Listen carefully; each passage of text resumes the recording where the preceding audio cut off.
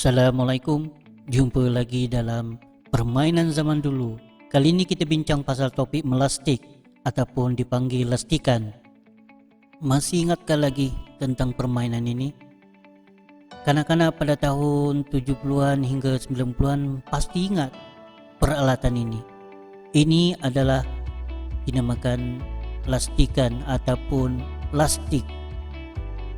Bila sebut saja tentang lastikan, biasanya dimainkan oleh kanak-kanak lelaki pada tahun 70-an hingga 90-an pada masa itu.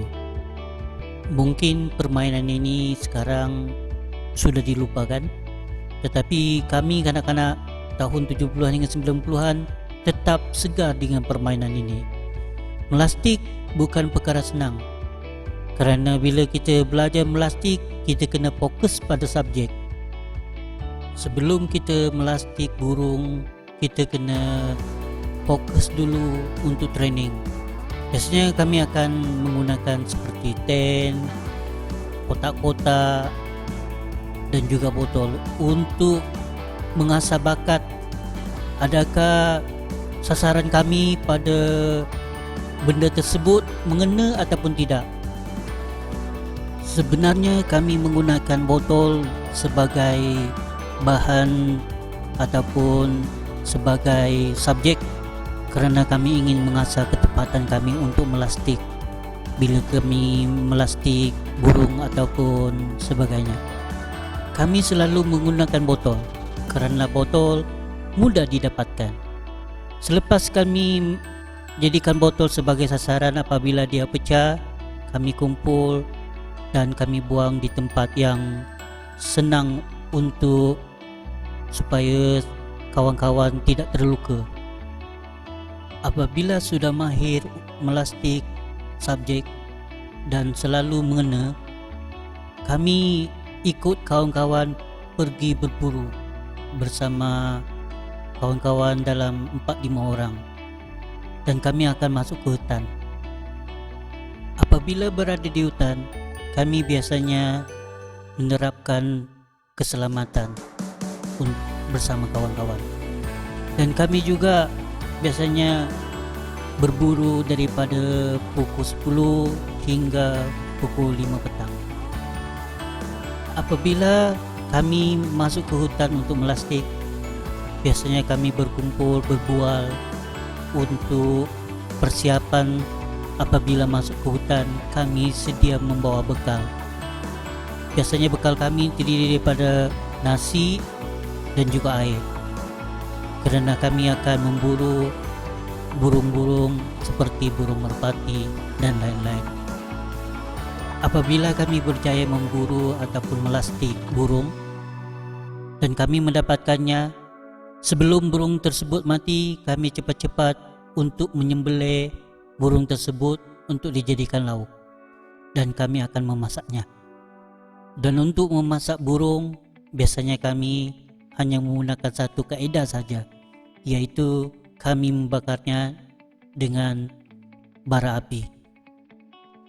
Apa yang menariknya apabila memburu di hutan, biasanya kami ada kemah sendiri, dan kemah tersebut kami perbuat daripada kotak-kotak ataupun plastik ataupun guni yang kami bawa daripada rumah masing-masing.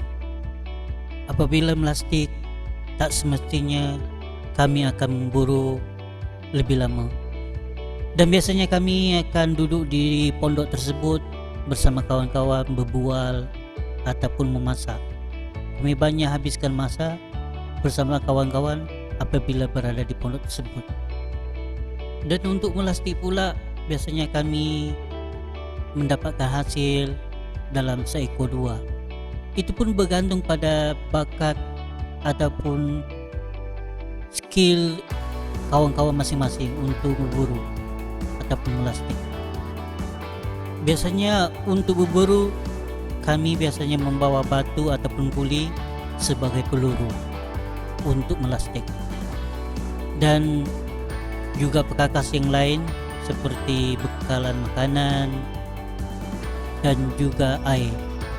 Dalam banyak-banyak kawan, saya ada seorang kawan yang bernama Ravis. Rabis dia memang hebat, kerana apabila dia melastik, dia selalu berjaya mendapatkan hasil.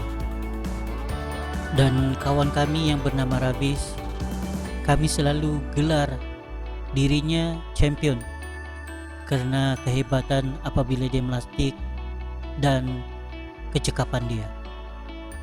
Musim melastik tidak lama kerana setiap permainan ada musimnya. Selepas itu, apabila musim melastik sudah tidak aktif lagi, kami akan bertukar kepada permainan yang lain.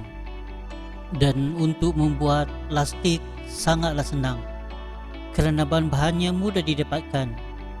Biasanya untuk cabang, kami akan mengambil daripada pohon-pohon yang bercabang, dan juga getah daripada getah rambut ataupun tayar kereta, getah tayar kereta.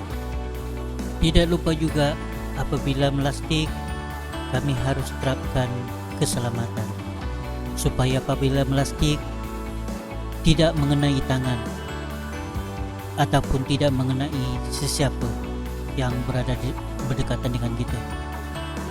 Dan biasanya peluru yang kami sering gunakan adalah batu, kerana batu senang didapati, mencari di tepi-tepi jalan ataupun di mana-mana sahaja, mudah sekali untuk mendapatkannya. Sampai di sini sahaja untuk kali ini. Jumpa lagi di episod seterusnya. Jangan lupa like, komen dan subscribe channel ini untuk info seterusnya dari kami. Sekian, terima kasih.